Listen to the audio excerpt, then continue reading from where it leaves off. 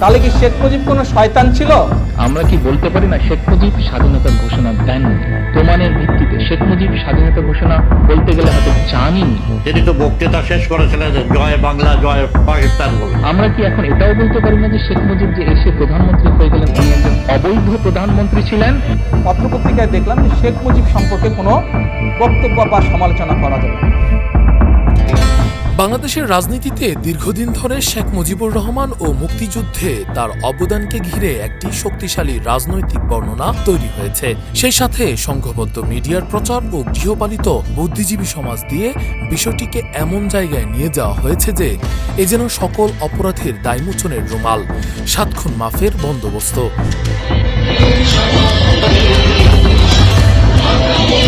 স্বাধীনতার পর থেকে বিশেষ করে আওয়ামী লীগ তাকে জাতির অবিসংবাদিত নেতা ও জাতির পিতা হিসেবে উপস্থাপন করে এসেছে।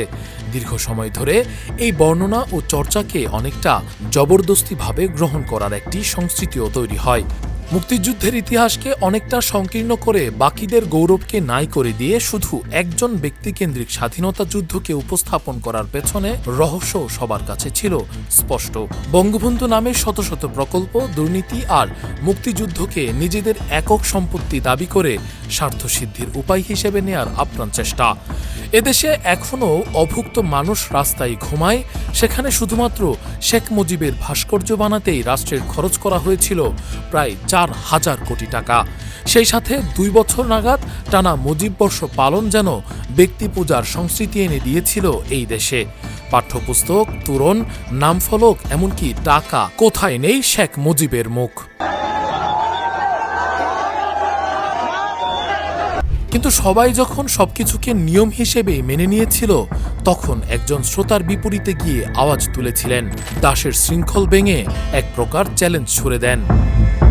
তিনি তারেক রহমান, বর্তমানে দেশের প্রধানমন্ত্রী।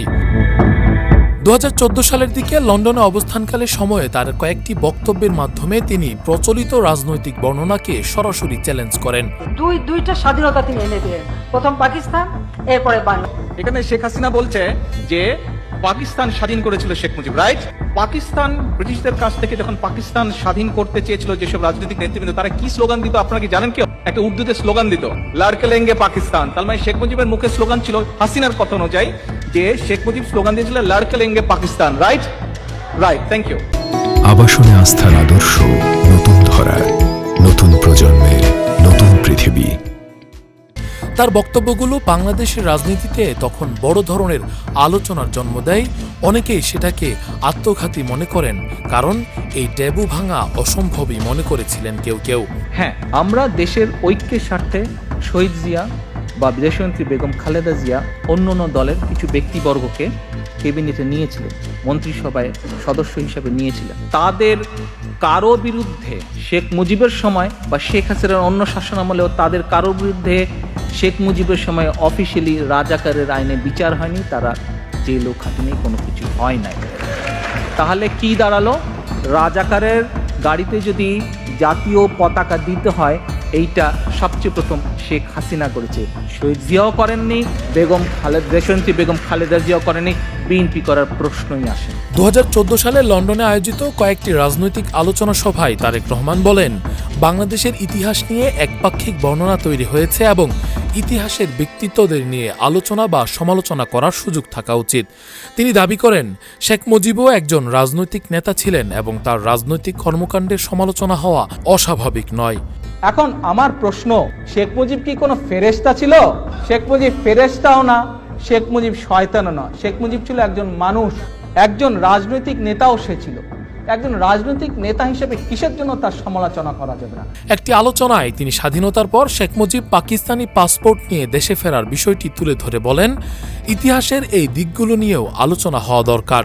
তার এই বক্তব্য সংবাদ মাধ্যমে প্রকাশিত হওয়ার পর তাকে আইনি নোটিশ পাঠানো হয় এবং ঢাকার একটি আদালত তাকে সমন জারি করে।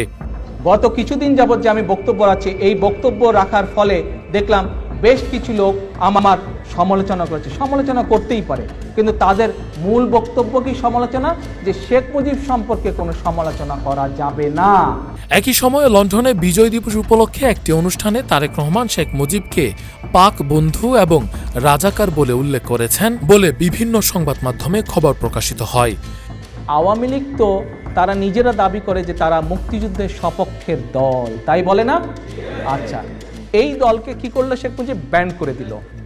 আরে মুক্তিযুদ্ধের সপক্ষের শক্তিকে তুমি ব্যান করে দিলে, তাহলে তো তুমি সবচেয়ে বড় রাজাকার রে ভাই। লজিক আসে? হ্যাঁ, মুক্তিযুদ্ধের সপক্ষের দলকে তুমি ব্যান করে দিলা, তাহলে তো ভাই সেটা তো মুক্তিযুদ্ধের সবচেয়ে বড় বিপক্ষ কাজ হলো। তা মুক্তিযুদ্ধের বিপক্ষের কাজ কে করবে ভাই? একজন রাজাকারই তো করবে।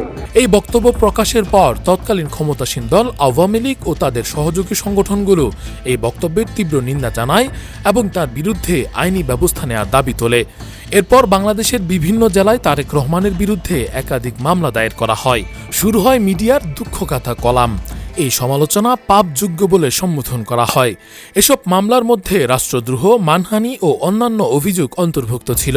নাটোরের একটি আদালতে তার বিরুদ্ধে 100 কোটি টাকা মানহানির মামলা দায়ের করা হয় বলেও সংবাদ প্রকাশিত হয়।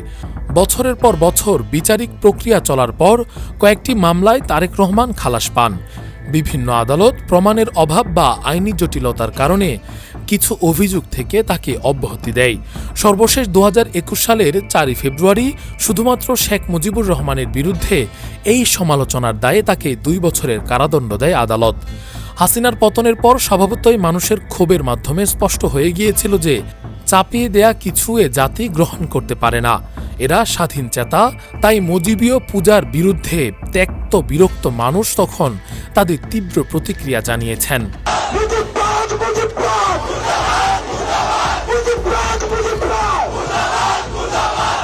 5 তারিখের পরই তাই মুজিববাদ মুর্দাবাদ স্লোগানটা প্রচলিত হয়। বিশ্লেষকদের মতে ইতিহাসে যার যেটুকু ভূমিকা তার সেটুকু মূল্যায়ন করা উচিত, কিন্তু ইতিহাসকে বিকৃত করে নিজেদের স্বার্থে ব্যবহার করাটা দূষণীয়। কোনো একটা চরিত্রকে পূজার জায়গায় নিয়ে গিয়ে অন্য 10টা অপরাধকে বৈধতা দেওয়ার চেষ্টা অপ্রত্যাশিত। আওয়ামী লীগ মুক্তিযুদ্ধকে তাদের একক সম্পত্তি দাবি করে বাকি সব নায়কদেরকে মুছে ফেলে দিতে চেয়েছিল। সেই সাথে মুজিব চর্চাকে সকল অপরাধের দায়মুক্তি হিসেবে দেখাতে চাই সব সময়, যেটা এদেশের মানুষ অনুধাবন করতে পেরেছে, যেটা আর খুব বেশি করা সম্ভব হবে বলে মনে হয় না।